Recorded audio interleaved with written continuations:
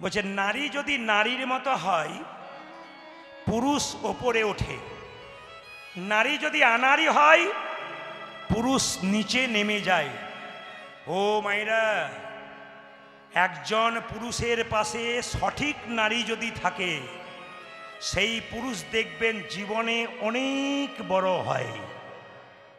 ও মায়েরা, স্বামী যদি কৃষ্ণ ভজন না করে, অন্যায় করে বেড়ায়, এ পৃথিবীতে একটা নারীর ক্ষমতা আছে সেই স্বামীকে ভজনের পথটা পরিষ্কার করে দিতে। কিন্তু একজন নারী যদি বেঁকে বসে, স্বামী যতই কৃষ্ণ ভজন করুক, নারী যদি বেঁকে বসে, পুরুষের ক্ষমতা খুব কম সেই নারীকে সোজা পথে আনতে। নারী কে ছিল? নারী ছিল পদ্মাবতী।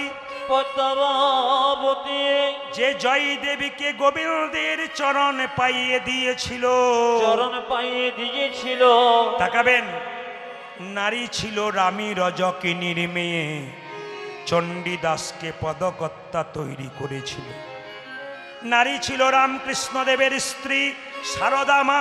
এইদিকে সারদা মা যদি না থাকতো রামকৃষ্ণ দেব কোনোদিন পরমহংস হতে পারত না। এইদিকে তাকাবেন, 365 দিনের মধ্যে 320 দিন বাইরে থাকি।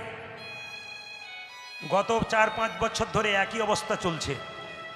365, এইদিকে এদিকে দিকে 365 দিনের মধ্যে 320 দিন বাইরে থাকি।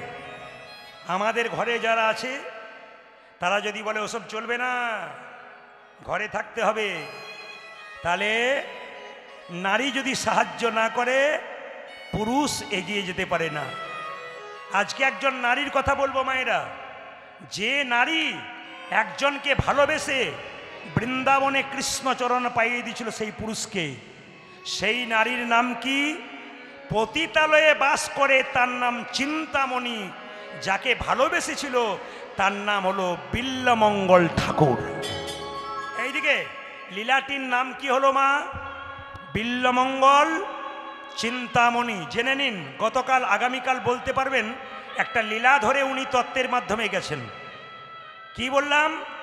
চিন্তামণির যখন 16 বছর বয়স, বিল্লমঙ্গলের 20 বছর বয়স, ওদের প্রথম দেখা হয়েছিল, ওদের মধ্যে প্রেম হয়েছিল। এ প্রেম কিন্তু রাস্তাঘাটে, স্কুল কলেজে, পার্কে এ প্রেম নয়। এ প্রেম হলো দিব্য প্রেম, যে প্রেমের পথে গেলে আর অন্য প্রেমের আস্বাদন ভালো লাগবে না। এই দিকে তাকাবেন, হিন্দু ধর্মে কিছু কথা আছে, একটু ভালো করে জেনে নিন। প্রেমের কথা যখন বললাম, লীলা শুরু করবার আগে বলে রাখি, আমরা কীর্তন করি বলে যারা তত্ত্ব বোঝে না তারা আমাদেরকে বলে, প্রদীপবাবু কৃষ্ণের তো গুণগান করে করে বেড়াচ্ছেন, নিজের স্ত্রী থাকতে রাধার সঙ্গে প্রেম করতে গেল কেন? এ আপনারা কেমন বোঝাচ্ছেন লোককে? আমি তাকে বলি, নারকেল দেখেছো? বলে হ্যাঁ দেখেছি। নারকেলের বাইরেটা কেমন তুলতুলে নরম? বলছে না, একবারে শক্ত। ভেতরটাতে কি আছে? বলে শ্বাস জল আছে। শাস্ত্রের বাইরেটা দেখলে হবে না, যদি কেউ ভেতরে ঢুকতে পারে মা, তবে কি সুন্দর সুন্দর কথা আছে আপনারা আজ জেনে নিন। প্রেম হচ্ছে শাস্ত্র অনুযায়ী 3 প্রকার। তাকান, একটা অনুরা প্রেম, একটা স্বকীয়া প্রেম, একটি পরকীয়া প্রেম। তাকাবেন, অনুরা প্রেম কাকে বলে? বিয়ের আগে স্কুল কলেজে, রাস্তাঘাটে, পার্কে যে প্রেম ছেলে মেয়েদের, ওটার নাম অনুরা প্রেম। আগে ওটা একটু লুকোলুকি থাকতো, এখন আর কোনো অসুবিধা নাই, সব বিদেশের মতো ফ্রি হয়ে গেছে। এই দিকে তাকাবেন, একটা হচ্ছে স্বকীয়া প্রেম। স্বকীয়া মানে কি? স্বামী স্ত্রীর সম্পর্ক হয়ে গেল, দুজনের মধ্যে প্রেম, একসঙ্গে বেড়াচ্ছে, আনন্দ করছে, এটা বিধিসম্মত, এটা আইনসম্মত, এটা কিন্তু সবাই মেনে নেবে। এই প্রেমটার নাম কি? পরকীয়া প্রেম। কোনো স্ত্রী স্বামী থাকতে যদি পরপুরুষের সঙ্গে প্রেম করে, কোনো পুরুষ যদি স্ত্রী থাকতে পরনারীর সঙ্গে প্রেম করে, তাকে বলে পরকীয়া প্রেম। এখন আপনারা প্রশ্ন করবেন যে কৃষ্ণের তো 16,108টা স্ত্রী ছিল, রাধার সঙ্গে প্রেম করলো, দাদা এ প্রেমের নাম কি? এ প্রেমের নাম তো পরকীয়া প্রেম। তাহলে কি শিক্ষা দিচ্ছেন এটা আগে জানতে হবে। সবাই জেনে নিন, রাধারানী কৃষ্ণ স্বামী স্ত্রী। প্রমাণ কি? সবাই তাকান। যখন নারায়ণের ধ্যান করলেন সুতপা মুনি, তিনি নারায়ণের ধ্যান করছেন। সুতপা যখন ধ্যান করছেন, নারায়ণ সন্তুষ্ট হয়ে বলল, সুতপা কি চাও? আমি তোমার স্ত্রীকে আমার স্ত্রী রূপে পেতে চাই। নারায়ণ বলল, সুতপা তোমার জানা দরকার। এই সুতপার কথাটা কোনো শাস্ত্রে আছে, কোনো জায়গায় অভিমন্যু আছে, যে যেমন বলতে পারে। আবার অভিমন্যু বলা হয় কি? তো যাই হোক, একটা নাম দিয়ে বলি, লক্ষ্য করুন। ও যে এই যে সুতপা, তুমি লক্ষ্মীকে স্ত্রী রূপে পেতে চাও।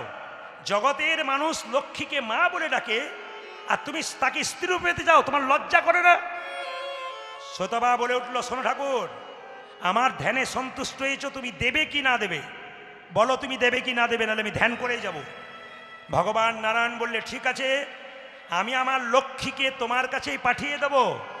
তবে শুনে রাখো, তুমি যেমন বুনো ওল, আমি তেমন বাঘা তেঁতুল।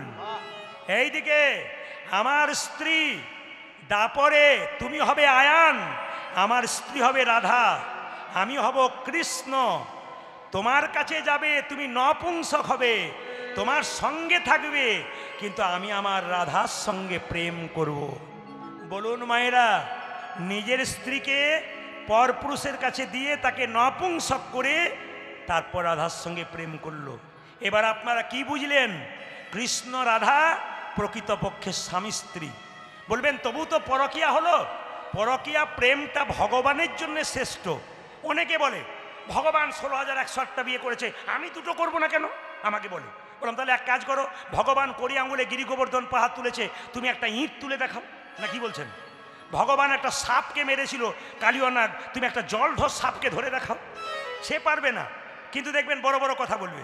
তা আমি তাকে বলি, এইদিকে কি বলছে, আমি দুটো বিয়ে, একটা বইয়ে যা জ্বালা, তারপর আবার দুটো বইয়ের কথা বলছি। চিন্তা করুন, এমন এমন পার্টি আছে। তা আপনাদের কাছে নিবেদন রইল মায়েরা, কৃষ্ণের জন্যে পরকীয়া প্রেম শ্রেষ্ঠ, আমাদের জন্যে নয়। কেন? আপনার বাড়িতে প্রধানমন্ত্রী এলে আপনি এক ভাঁড় দই আনলে দইয়ের তলানিটা দেবেন না শ্রেষ্ঠ অংশটা দেবেন? আপনি প্রধানমন্ত্রীকে শ্রেষ্ঠ অংশটা দেবেন। ঠিক সেরকম ভগবান যদি আপনার কাছে আসে, তার জন্যে পরকীয়া প্রেমটা শ্রেষ্ঠ, আমাদের জন্যে নয়। এখন লক্ষ্য করুন, এই যে বিল্বমঙ্গলের কথা বলবো আপনাদের সামনে, জেনে নিন লীলাটার প্রথম প্রস্তাবনা। বিল্বমঙ্গলের জন্ম কেমনভাবে হলো? দক্ষিণ দেশের গ্রামের নাম কৃষ্ণবেন্না গ্রাম। এইখানে লীলাটা গাওয়াটা খুব সুবিধা। এই যে সোনাখালি যাবার ওই পাশে মাঝখানে একটা নদী, বাসন্তী আর সোনাখালির মাঝে নদী নয় মায়েরা, তো সেরকম একটা নদী ছিল কৃষ্ণবেন্না নদী। কৃষ্ণবেন্না নদীর ওই পারে পতিতালয়ে বাস করতো চিন্তামণি, আর কৃষ্ণবেন্না নদীর এই পারে বাস করতো কে? বিল্বমঙ্গল। তো বিল্বমঙ্গলের জন্ম কী করে হলো? দক্ষিণ দেশে একজন ব্রাহ্মণ ছিল, তার নাম শিব শঙ্কর রায়, তার স্ত্রীর নাম ভবানী দেবী। বলুন মায়েরা, স্বামীর নাম কি বললাম? শিব শঙ্কর রায়, স্ত্রীর নাম কি বললাম? ভবানী দেবী।